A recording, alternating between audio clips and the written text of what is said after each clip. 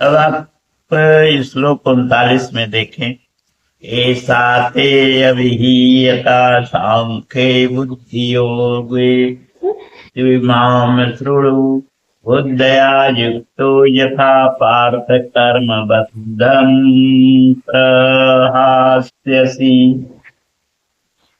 ये पार्थ, यह बुद्धि तेरे लिए ज्ञान योग के विषय में कही गई।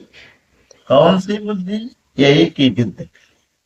ज्ञान योग में इतना ही है कि अपनी हस्ती को देखकर लाभ हानि का ठीक का विचार करके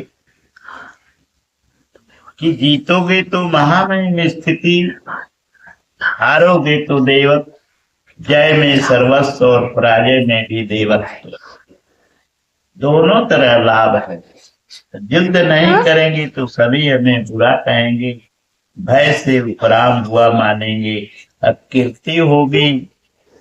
इस प्रकार अपने अस्तित्व को सामने रखकर स्वयं विचार कर युद्ध में अग्रसर होना ही ज्ञान योग है।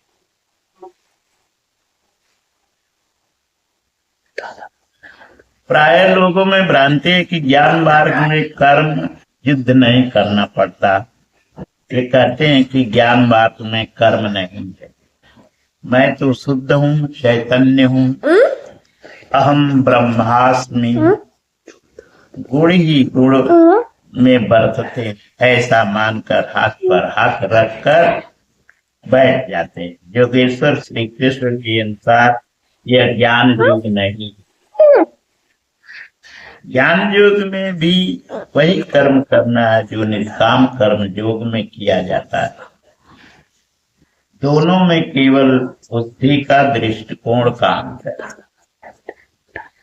ज्ञान मार्गी अपनी स्थिति समझकर अपने पर निर्भर होकर कर्म करता है, कर्म योगी इष्ट के आश्रित होकर कर्म करता है। करना दोनों मार्गों में,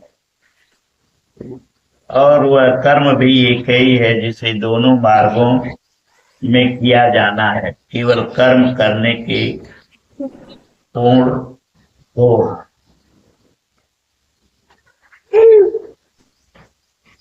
ओम श्री सद्गुरुदेव भगवान की जय।